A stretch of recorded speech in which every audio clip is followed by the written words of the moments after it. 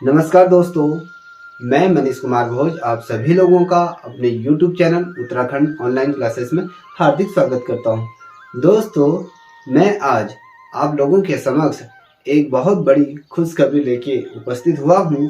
शायद आप तमाम भाई बहनों को ये खुशखबरी पहले ही आज दिन में पता चल चुकी होगी कि मैं आप लोगों के समक्ष जो खुशखबरी साझा करने जा रहा हूं वो अधीनस्थ सेवा चयन आयोग के माध्यम से सहायक अध्यापक LT कला विषय के अंतर्गत जो भर्ती हुई थी, जिसका रिटर्न एग्जाम भी हो चुका था, किसी कारणवश ये 31 दिसंबर 2021 को इसका जो परीक्षा फल घोषित नहीं हुआ था, उससे पूर्व जो ये LT समवर्गीय की जो ड्राइंग एंड पेंटिंग से रिलेटेड जो ये मैटर था वो हाई कोर्ट में क्या था, विचाराधीन था। आज तमाम अटकलों के बाद, इसमें अगर हम बात करें 13 से 14 हियरिंग के पश्चात आज इसका निर्णय आ चुका है। जो आज जो निर्णय आया है वो उन तमाम भाई बहनों के लिए थोड़ा हर्ष का या कहें उल्लास का ये समय होगा, जिनके द्वारा बीएड परीक्षा नहीं दी थी या उनके द्वारा बीएड की अर्हताएं उनके द्वारा नहीं आहत की गई थी। समावेश आप लोगों के लिए ये खुशखबरी होगी। और दूसरी तरफ मेरे उन तमाम भाई बहन जिनके द्वारा बीएड की डिग्री हासिल की हुई थी, जब इस भर्ती परीक्षा का जो एडवर्टाइजमेंट हुआ था उसमें केवल जो योग्यता मांगी गई थी वो आपके बीएड प्लस MA ये मांगी गई थी। समावेश ऐसी परिस्थितियां उत्पन्न हुई कला विषय से रिलेटेड, जिसमें तमाम अभ्यर्थियों ने जिनके द्वारा बीएड नहीं किया गया था और ड्राइंग विषय से सिर्फ स्नातक परीक्षा उत्तीर्ण की गई थी, उन अभ्यर्थियों ने, मैंने उससे पूर्व आप लोगों से कहा था कि इस संबंध में सभी अभ्यर्थियों ने मुख्यमंत्री को, प्रधानमंत्री को, तमाम जो विधायक गण हैं उनके माध्यम से ये आह्वान किया गया था कि जो ये भर्ती परीक्षा हो रही है इसमें भी हमें सम्मिलित किया जाए। जिस समय ये पूरा प्रदेश में माहौल बना था इस परीक्षा को लेकर, उस समय आप देखोगे उसमें पुष्कर सिंह धामी जी एज ए मुख्यमंत्री के तौर पर ये थे, तो इन्होंने इस चीज़ का संज्ञान लेते हुए इस परीक्षा के अंतर्गत जो नॉन बीएड वाले थे उनको आश्वासन दिया था कि आप लोग भी इस भर्ती प्रतिक्रिया का हिस्सा होंगे। तो परिस्थिति या हालात या जज्बात इस कदर बदले कि उन तमाम अभ्यर्थियों को भी इसमें परीक्षा में सम्मिलित होने का मौका दे दिया गया। दोस्तों, इससे पूर्व मैं आपसे चर्चा करूं तो मैं आप सभी लोगों को पहले, चाहे वो बीएड वाले हों नॉन बीएड वाले हैं, तो आप लोगों को मैं अपनी तरफ से शुभकामनाएं प्रेषित करता हूं कि आप इस परीक्षा में उत्तीर्ण हों और अपने जो गंतव्य स्थान है, जिस स्थान पर आपको नियुक्ति मिलेगी, जो आपका कार्यस्थल हो, उससे जल्दी से जल्दी आपको ये मिले। और आशा करूँगा कि इस भर्ती प्रतिक्रिया का रिजल्ट जल्दी से जल्दी अधीनस्थ सेवा चयन आयोग घोषित करे। इससे पूर्व मैं आपको विस्तार पूर्वक बताऊं इस केस में आज क्या हुआ और कब इसका रिजल्ट जारी होगा और इसके डॉक्यूमेंट वेरिफिकेशन की तिथि कब घोषित होगी। तो उससे पूर्व मैं एक छोटी सी पंक्ति आपके समक्ष रखना चाहूँगा। देखिए, मेहनत सीढ़ी की तरह होती है, भाग्य लिफ्ट की तरह होता है, और लिफ्ट तो कभी भी बंद हो सकती है। ठीक है, लिफ्ट तो कभी भी बंद हो सकती है दोस्तों, पर सीढ़ी हमेशा ऊंचाइयों की ही तरफ ले जाती है। ये मेरा कहने का मतलब ये है, जिन अभ्यर्थियों ने जी तोड़ मेहनत की थी उनकी मेहनत तो व्यर्थ नहीं जाती। कहते हैं ना, ऊपर वाला भी देखता है, जो मेहनत करता है वो कहीं ना कहीं सफल होता है। ये तो कटु सत्य है। दोस्तों, जब मैं इस केस से जुड़ा या कहें मैं आप लोगों से इस केस से संबंधित जब डिस्कस करता था तो मैंने आप लोगों से पूर्व में ही, जब मैंने इस संबंध में पहली वीडियो बनाई थी, मैंने आपसे पहले ही कह दिया था कि जो ये केस है ये बीएड वालों के पक्ष में नहीं रहेगा। ये जो केस रहेगा ये दोनों के पक्ष में रहेगा, ना इसमें मैं बीएड वालों को इंक्लूड करता था ना नॉन बीएड वालों का। ये ओपन ही रहेगा जिसमें दोनों लोगों को इसमें प्रतिभाग करने का मौका मिलेगा। अंततः वही डिसीजन रहा। मैं जो बार बार आपसे कह रहा था कि जिन अभ्यर्थियों के इस परीक्षा में सर्वोच्च अंक आएंगे वही इस परीक्षा में नियुक्ति पाएगा, वही इस परीक्षा को उत्तीर्ण करेगा और मेरिट लिस्ट में भी वही काउंट होगा। अब जिस प्रकार से ये डिसीजन आया तो जैसे कि 6-7 महीने हो गए, इस प्रकार से नहीं होना था, ये रिजल्ट पहले ही आ जाना था। देखिए दोस्तों, जो आज की यदि मैं परिदृश्य के बारे में यदि आप लोगों से चर्चा करूं, देखिए ये कोर्ट में आज का जो हियरिंग थी इस पर 40 मिनट से लेके 45 मिनट तक ये केस पर डिस्कस हुई, जहां पर जो आयोग की तरफ से कहें या सरकार की तरफ से जो अपने पक्ष रखे गए थे, साथ ही जो बीएड वालों की तरफ से जो केस को स्टडी कर रहे थे या नॉन बीएड की तरफ से, सभी ने अपनी अपनी दलील रखी। जब हाईकोर्ट के समक्ष सरकार प्लस अधीनस्थ सेवा चयन आयोग ने जब अपना स्टैंड रखा तो उसमें उन्होंने स्पष्ट से कहा कि हमने किसी भी प्रकार से हम कानून का वायलेशन नहीं करते हैं, हम कहीं पर कानून की अवहेलना नहीं करते हैं। ये जो विज्ञप्ति में जो संशोधन हुए थे वो सिर्फ छात्र हित को मद्देनजर रखते हुए किया गया था, ना कि किसी एक पर्टिकुलर व्यक्ति विशेष को मद्देनजर रखते हुए ऐसा कुछ नहीं किया गया था। और दूसरी तरफ जो बीएड वालों के जो वकील थे या कहीं नॉन बीएड वालों के वकील, सब ने अपने यहाँ पर गंतव्य कहें अपने अपने पक्ष रखा जो उनको कहना था।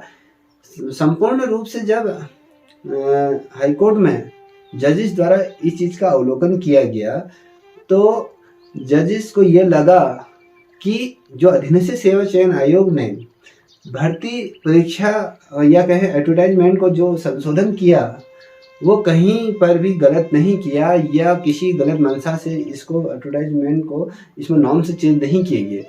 ये सारा कुछ जो छात्र हित को मद्देनजर रखते हुए सभी को यहाँ पर मौके दिए जाएं, इसको मद्देनजर रखते हुए इस पे ये डिस्कस हुई। दोस्तों, जो ये सारा कमावेश परिस्थितियां बनी या उत्पन्न हुई उसको मद्देनजर रखते हुए जो जजेस हैं, जो न्यायाधीश हैं, उन्होंने जो बीएड वालों की तरफ से जो केस था फोटो जो फाइल किया गया था उसको सिरे से खारिज कर दिया, क्योंकि इस केस का कोई आधार नहीं रहा या कहें ये ना ही नॉन बीएड वाले जीते ना बीएड वाले केस जीते। ये जो केस जो डिसीजन आया, जो जिसके पक्ष में जो डिसीजन रहा, मैं ये नहीं कहूँगा कि बीएड वाले हारे या नॉन बीएड वाले जीते। ये जो कमावेश है जो ये डिसीजन रहा ये सिर्फ सरकार के पक्ष में ये डिसीजन रहा, क्योंकि इसमें दो पक्ष ही नहीं लड़ रहे थे कि अपितु यहाँ पर एक तरफ से कोर्ट ने जो सरकार को आदेश किया था, जो सरकार की तरफ से जो इस केस की जो पैरवी कर रहे थे या कहें जो अपना पक्ष रख रहे थे, साथ ही वहीं दूसरी ओर अधीनस्थ सेवा चयन आयोग के माध्यम से भी इसमें अपना पक्ष लगातार रखा जा रहा था। जब से ये केस पर हियरिंग लगी थी तब से वो अपना जो स्टैंड था उसको बरकरार रखे हुए था कि हमने इस मद्देनजर रखते हुए इस केस को देखा था। तो दोस्तों, ये जो घटनाक्रम सारा कुछ रहा आज के दिन में, तो आज इस केस को अंततः पूर्ण रूप से क्लोज कर दिया गया है। आज ये फाइनल हियरिंग या कहें फाइनल हो चुका है और इसकी जो जजमेंट की कॉपी है जल्द ही 1-2 दिन में ये हार्ड कॉपी सरकार के समक्ष और अधीनस्थ सेवा चयन आयोग को ये भेज दी जाएगी और उसके पश्चात आपको देखोगे 1-2 दिनों में या कहें 1 सप्ताह के भीतर आप लोगों का यहाँ पर रिजल्ट घोषित हो जाएगा। और जब रिजल्ट घोषित हो जाएगा उसके पश्चात वेरिफिकेशन की जो तिथि है थोड़ा सा उसमें टाइम लग सकता है, क्योंकि वेरिफिकेशन से रिलेटेड जो मैटर है अभी भी ये हाई कोर्ट में पेंडिंग है। ठीक है, जब तक वो केस कंप्लीट रूप से पास होकर या कहें उसका निस्तारण नहीं हो जाता तब तक आप लोगों का भी वेरिफिकेशन प्रतिक्रिया ये बाधित हो जाएगी। हाँ, इतना आप लोगों को थोड़ा सा राहत मिलेगी कि इसमें ये पता चल जाएगा कि किन किन अभ्यर्थियों का इस भर्ती प्रतिक्रिया के अंतर्गत चयन हुआ है। वो 2 पल के लिए बेचिंता हो जाएंगे, और जो इस भर्ती प्रतिक्रिया की वजह से बहुत से जो ड्राइंग सब्जेक्ट से रिलेटेड जो स्टूडेंट थे वो काफ़ी तनाव में थे, बहुत अधिक डिप्रेशन में मैं कहूँ चले गए हैं। और आज कहीं ना कहीं उनको ये रिलीफ मिला होगा कि जो डिसीजन आया, बहुत समय से लोग कह रहे थे ना कि कब आएगा, ये क्यों कर दिया है, कम से कम जिसका होना था कम से कम होता। मैं अपना पहले से लेकर अभी तक का जो मेरा स्टैंड रहा वो यही रहा कि इसमें दोनों को मौका मिलेगा। जब मैंने इसमें जो वीडियो बनाए थे इसमें कई लोग ऐसे थे कि जो मेरे खिलाफ ही बोल रहे थे कि आप किसी प्रकार की इसमें राजनीति कर रहे हो। अंततः क्या हुआ, जो न्यायालय का जो डिसीजन आया है हम उस डिसीजन का तहे दिल से स्वागत करते हैं। हम न्यायालय के डिसीजन में कहीं से कहीं कोई प्रश्न चिन्ह नहीं उठा सकते हैं, क्योंकि जैसे आपको पता है इस भारत की जो कार्य प्रणाली है उसके अंतर्गत जो शासन प्रणाली है, क्या पूरा तंत्र की बात करें तो उसमें जो न्यायालय को संविधान से भी ऊंचा रखा गया है, या कहें उससे ऊपर इसे स्वतंत्र रखा गया है। इसलिए जो न्यायालय का जो डिसीजन है वो सभी के सर माथे है, क्योंकि जो न्यायालय ने जो डिसीजन दिया हम उसी के अकॉर्डिंग हम चलेंगे। और जो मेरे पक्ष में जो अलग अलग बातें कर रहे थे तो आज कहीं ना कहीं उन्हें इस चीज़ का विराम लग चुका होगा कि हाँ, कि हम क्या कह रहे थे। और बहुत से मैं देख रहा था कि कोई ऐसा भी कह रहा था कि भैया आप माहौल बना रहे हो, क्या मुझे माहौल बना के क्या मिलेगा। पहले तो स्पष्ट रूप में क्या मुझे इस भर्ती प्रतिक्रिया से कहीं कोई लाभ हो रहा है? कतई कोई लाभ नहीं हो रहा है, क्योंकि आप लोग ड्राइंग सब्जेक्ट से हो और एज ए मैं भी ड्राइंग सब्जेक्ट का लेक्चरर हूँ, तो मुझे कहीं ना कहीं अपने सब्जेक्ट से प्रेम है। अपने जो सब्जेक्ट होता है किसी को उससे प्रेम होता है, तो उसी प्रकार से आप लोगों के प्रति में भी मेरा प्रेम था। मैं ये नहीं चाहता था कि इसमें कि किसी एक विशेष को इसमें महत्व मिले। मैं तो यही चाह रहा था पहले से लेके अभी तक, मेरा जो स्टैंड था कि भैया इसमें सभी को मौका मिले। मैं किसी एक पक्ष में कभी रहा ही नहीं, ना नॉन बीएड की वकालत करी ना बीएड वालों की वकालत करी। बस इसमें मैंने बस एक ही जो मेरा स्टैंड रहा हमेशा कि मैंने यही कहा कि आप लोगों का सभी को इसमें मौका मिलना चाहिए। तो मैं बार बार इतना ही कह रहा था कि इसमें यदि जो इस भर्ती प्रतिक्रिया को क्रैक करेगा, या कहें जिसके नंबर अच्छे होंगे वो चाहे बीएड करो या नॉन बीएड करो वो ऊपर आएगा ही आएगा।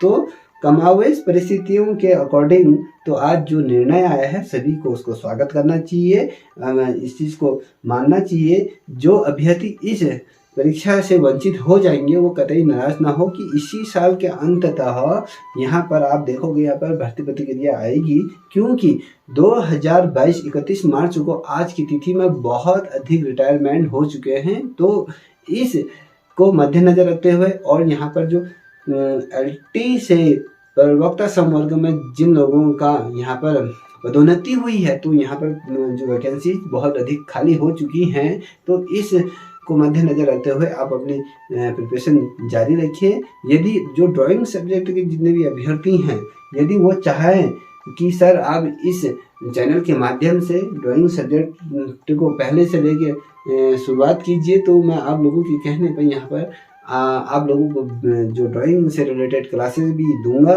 आप लोगों के कहने पे ही। अन्यथा मैं जब समय मिलेगा तब इस चैनल के माध्यम से आप लोगों को जानकारी साझा करता रहूँगा। तो दोस्तों, इन्हीं शब्दों के साथ मैं अपनी वाणी को विराम देना चाहूँगा और आप सभी लोगों के उज्जवल भविष्य की मैं कामना करूँगा।